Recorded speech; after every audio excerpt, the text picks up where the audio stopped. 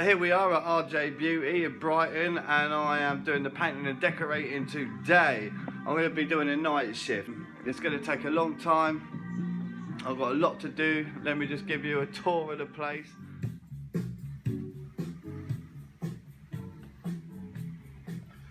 I'm going to be putting something called Sticks Like Turbo on that section there, because all the shells are a little bit loose.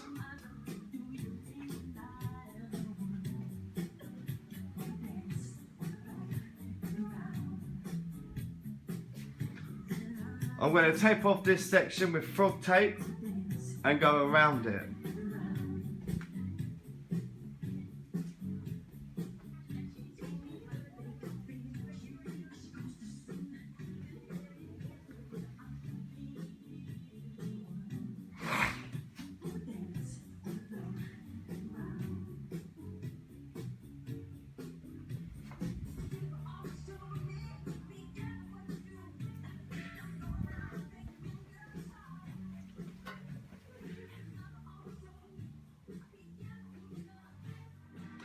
I'm using a new tool today. I've never used it before, but here it is. This is the Harris Paint Bug, and it is an absolute piece of crap because it's got a little handle with it, you see?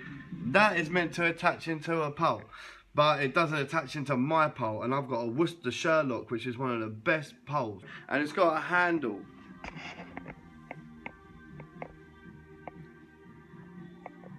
And that's meant to slide off so it reveals the paint pole.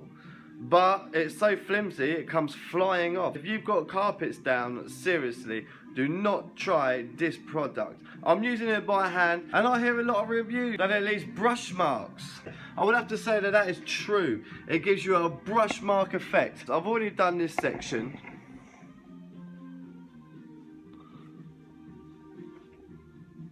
It looks like it's been finished with a brush. I'm going to keep going with it, and then my final layer will be a roller over the top of that. Whenever I'm painting, I like to use a 15-inch roller, a scuttle designed for 15-inch. To stop the scuttle moving about, I like to put the handle down towards me,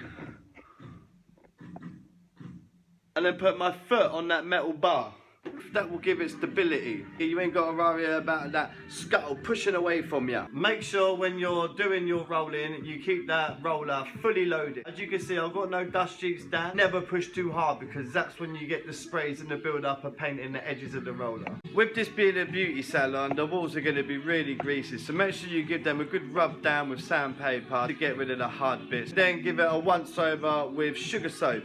Sugar soap is a really good solution. It degreases all the walls and gets it ready for painting. This roller will fit perfectly just in this gap here. Use it in all the big areas, no matter if you're leaving a gap around the edge. So I'll go in there because it fits perfectly, and then I'll go up there, and then I'll go down that side all the way along. And that will save my painting in half, as opposed to doing it with a little small roller. Just make sure whenever you're doing the painting, you overlap each line. So if I'm going from here, up there, along there, and then down to there, I want to make sure when I go back up there, I'm overcutting this one a little bit, and that'll stop any lines showing up when it's dry. I like to keep a little filling knife in my pocket at all times. These things are like gold dust. This is how you achieve the perfect finish. Whenever you see a little mark on the wall as you're going around, or a little imperfection, reach up, get the knife, pick it off.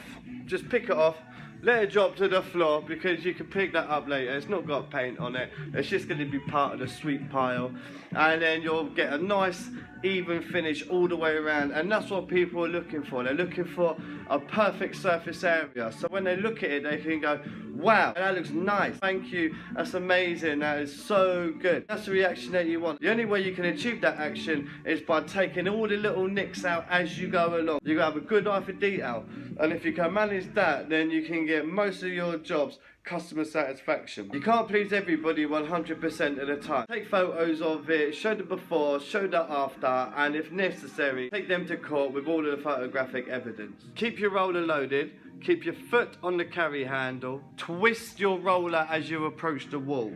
I'm trying to do it one-handed. Give it a twisting motion, up to the wall, light even pressure. Hardly any pressure. As soon as you start putting too much pressure on, that's when you get the splatter. I've managed to do this whole salon so far without a dust sheet in sight. I do not recommend you do that until you've had a lot of practice with the pressure and the spray. I ain't putting enough pressure on the roller and the splatter is bare minimal. Make sure you wipe up all spills as soon as you see them because they're smudged, they're smear and they're a nightmare to get off. If you do not notice a smear, rub a bit of white spirit onto a rag, work it into the paint, leave it for a couple of minutes, let the white spirit do its magic, go over it a couple of minutes later. If you're going over carpet, don't cut no corners. Put the masking tape down, put the protection down, because it's a nightmare to get out of carpet. If you're gonna be in this game, you make sure you eat. Most of the people that get stressed out in the painting and decorating and building game are stressed because they haven't got enough sugar. They haven't got enough food in their system. So make sure when you're feeling a little bit peckish, you go out, you grab something to eat. It's so important to eat. Keep them energies going, keep that brain functioning, keep thinking. And you can only do that by eating. Make sure with your roller that you wrap it in a bit of plastic. Also, you put a little bit of this plastic wrapping over your bucket because you don't want that drying out when you're eating and munching away.